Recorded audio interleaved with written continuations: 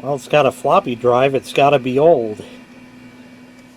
This is an HP Pavilion 6460. Long-time viewers of my channel will recognize this machine. I did a video many years back. I'll put the date in on screen here. This machine has, of course, a story, like all of the machines I have. It's currently on and running, and I'll explain that in a moment. As you can see, the specs aren't that great on this. It's an Intel Celeron processor running at 400 megahertz with only 128 megabytes of RAM. It's currently running Windows XP Home, as you can see there, and it has Service Pack 3 version 2014, which is the unofficial Service Pack 4. Everything's here and accounted for. And if you can see, this computer's name is Lazarus. Why?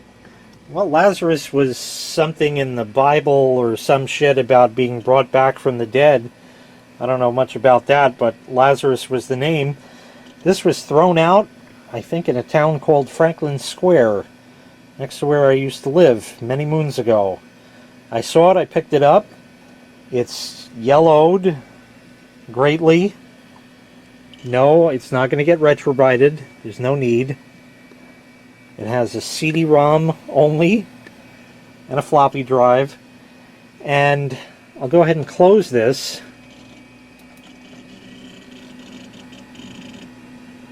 Can anybody recognize that hard drive from the sound? No, I don't think you could. Well, you won't believe it, and I'll show it to you a little bit later. What this is currently doing is broadcasting my SHOUTcast. This machine I had loaned years ago to my friend Brian, and he had it for, maybe a couple of years and broadcast his own SHOUTcast, and turns out his internet sucked where he was, so couldn't even handle that. But I'm getting ahead of myself. This was called Lazarus because I found it and it was completely dead. And I had worked on this and worked on this and worked on this for some time to originally get it set up. I never had a recording of any of that. Wanted to install XP on it because it would run it. Came with Windows 98, as you can see there, but it didn't want to take Windows XP. And I don't remember exactly the details, but I found there was some sort of jumper on the board that I needed to switch, and then it was able to work. Really, really bizarre.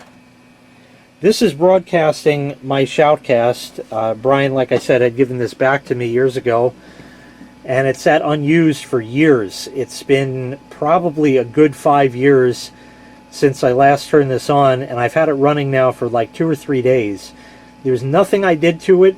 I did install the Service Pack 4, as shown earlier, but that's it. I had it all set up as a SHOUTcast server, and if you look at the bottom, it says there are 2 active listeners, and that's the doorbell server and my main desktop PC, which have both been tuned in for over 2 days now, and it has not skipped a beat.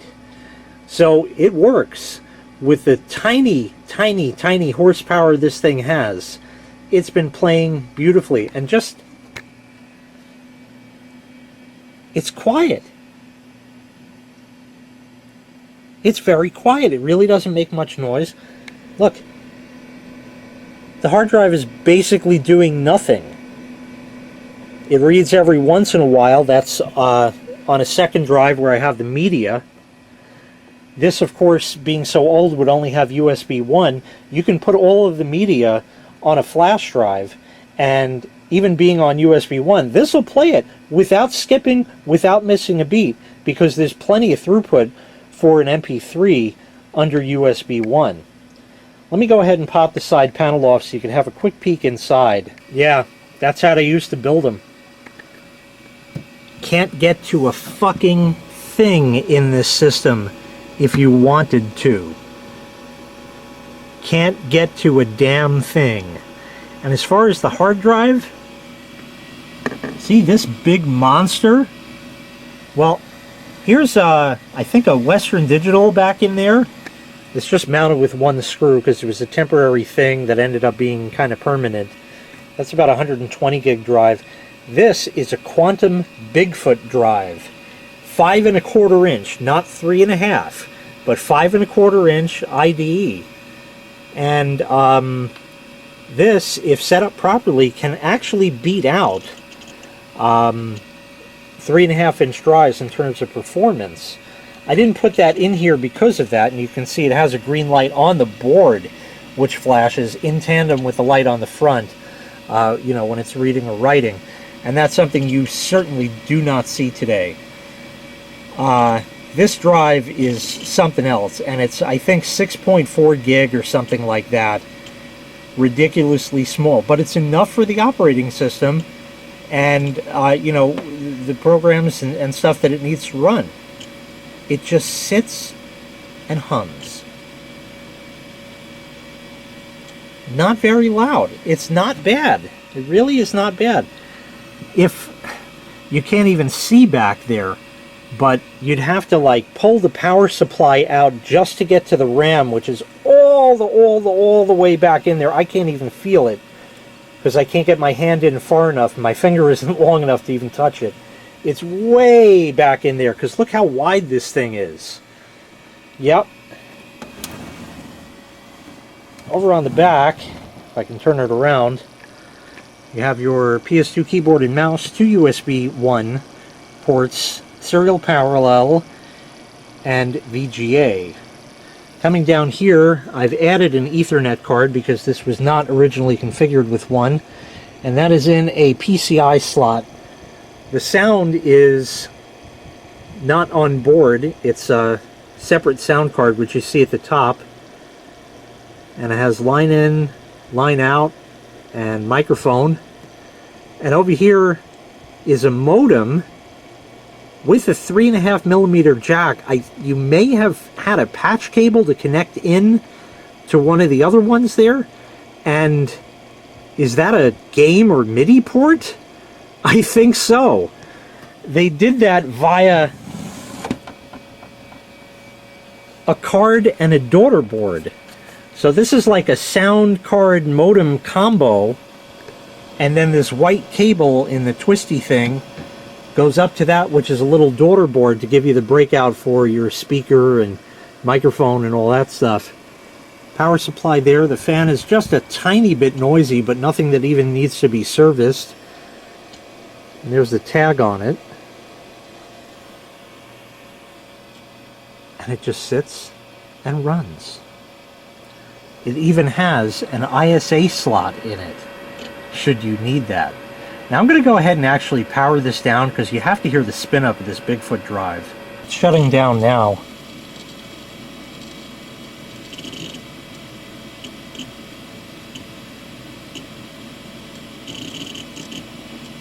Just so you can hear that hard drive go.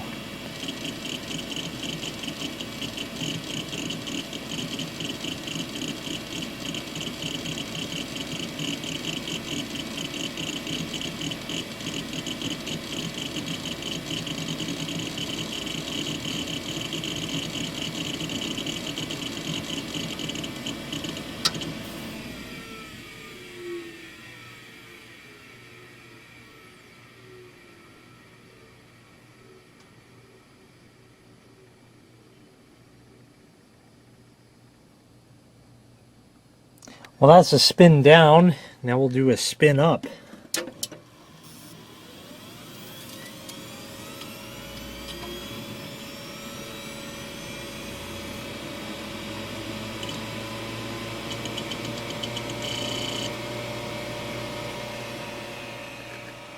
Look at that old school BIOS screen and the floppy drive.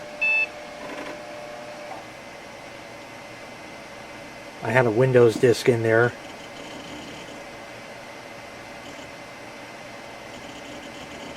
So old, you can still see the progress bar like we used to see on Windows 2000.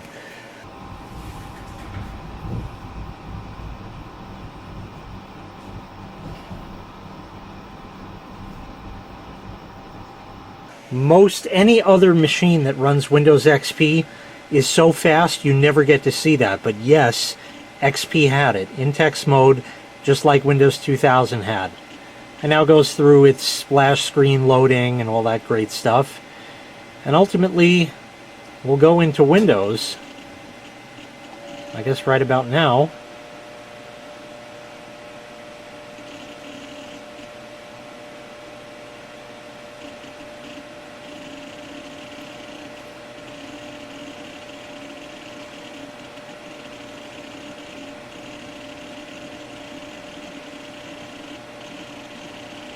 So yeah, it's really damn slow. I mean really slow. But once I get that SHOUTcast set up and just turn it on and let it play, it just sits there and runs and barely accesses the hard drive, just doesn't do anything. It just sits and does its job. It's like, well shit, it's 20 years old, at least at the time of this recording. This is a senior citizen as far as computers are concerned. And yet, old computers are never obsolete. This machine is running the SHOUTcast. It's not broadcasting over the interwebs right now, but my main SHOUTcast system, oh, it's still running. It's still there, it's still running, doing its thing. It's broadcasting right now. But the OS needs to be reloaded and bad. And if I'm also not mistaken, I think the power supply fan actually quit on this, oh, maybe about a year and a half ago. And I just haven't serviced it yet. Has it ever overheated? Nope. Just sat here, kept running, doing its thing. So that's playing, and there is currently nobody connected, which is fine, because the doorbell server and nothing else is connected, so there you go. So ultimately this will need to be reloaded, and I dug this old HP system out, which is now back up and running, and really didn't take that much too long. Not bad, not bad, pretty reasonable, considering what it is. But I dug this thing out in preparation of that because I don't want it to be down during the time I'm actually working on the actual system itself. And I'm going to go ahead and have to set this to a static IP address so it's linked through the router and all the good shit to make it work, which half of which I don't remember, so it's going to be kind of a learning game as I go. But I can just copy the settings from the other system and that should work, and then we just set it back to automatic afterwards, and it's ready to go for another time. Now, when XJoe81X moved around here by me, I had offered this system to him, and you know what the answer was?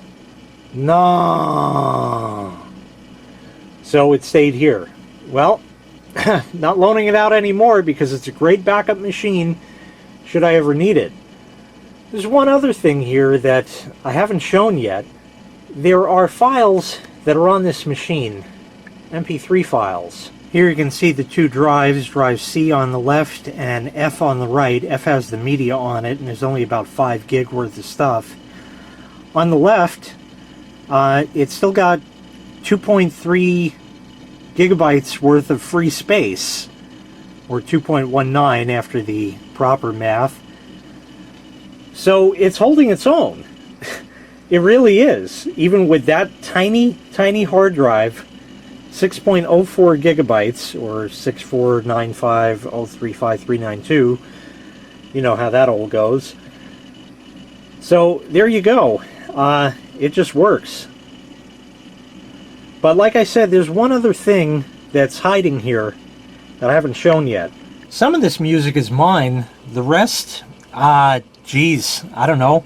Process 2010 and 2011 were things I probably downloaded then. And it looks like there's a bunch of other folders here with stuff I probably haven't gone through ever. So it probably would be in my best interest to back that up should I ever wipe it out. But I don't even think I'm going to bother, because when I do have this broadcasting as the surrogate SHOUTcast server, I'm going to run it directly off the flash drive, because it'll work, so I'll do it. That way I don't have to wait while it transfers 16, 17, 18 gig worth of files over USB 1. That would suck. All of these files have had something done to them. No, they don't have a virus or anything. What I did was I normalized these MP3s. Look at the lack of memory and how slow everything is loading. The case is vibrating sometimes on it. So you can see I have a song here, and I've made a copy of it. I'm going to put the copy into MP3 gain. And as you can see there, they're both 8171 kp. So you can see the volume of this is way, way out of control. We're looking for a target normal volume of 89 dB, and the volume is 98.7. It says clipping yes. And now I'm going to hit track gain. You can see the progress bar working on it, doing its thing there as the song is. And all the while that's happening, it's actually connected. I've connected the doorbell server back up, so it's been broadcasting while doing this, no less, which I'm actually not going to have it do when I go to do it. And now I'm going to go ahead and put both of these in. I'll play a couple of seconds of each one, the original and then the copy. Now notice the size hasn't changed. They're both still 8171. So all it does is, because an MP3 file is merely a collection of samples of that, each sample has a particular volume. So it went through every sample and lowered the volume on every sample, so you don't lose any sound quality in doing this. What that does is that in the end, especially if you have your tracks on shuffle, which I always do, you'll notice that one song is louder than the next, which is quieter than the next. And the volume just goes up and down and up and down and up and down all over the place. By normalizing the files, they're all the same volume. And that way, you won't have a song that just comes on and starts blasting out of nowhere after a calm, quiet song. You'll still get a more, faster song in that, but it won't blow out your speakers and, more importantly, your eardrums. So I'll go ahead and stick those clips of the songs in here. I don't need no TV, I don't need no news. All I need is a bump and beat, the bump away my blues. I don't need no TV, I don't need no news. All I need is a bump and beat, the bump away my blues. So yes, it sounds quieter because, yeah, that's what it did. The original was way too loud of a volume, and now it will make all of the songs the same volume. And that's been a problem I've been battling forever, because I've never done this before. But I think now's the time. So anyway, this is sort of a getting ready for gonna be reloading the SHOUTcast server one day. I've been planning this for a year and a half. It hasn't happened yet, but I'm a step closer now. And then I'm going to put all the songs on the flash drive, like I said, and then I'm going to normalize the volume on all of them. And after I do that, this will be playing as the Surrogate SHOUTcast server with the normalized songs. And then eventually I'll do the switch back to the original system, and no one will ever tell the difference because I'll put all of the normalized songs on there. So it should be pretty seamless, sans, a few minutes of downtime actually physically swapping the old new system in. Anyway, that's it.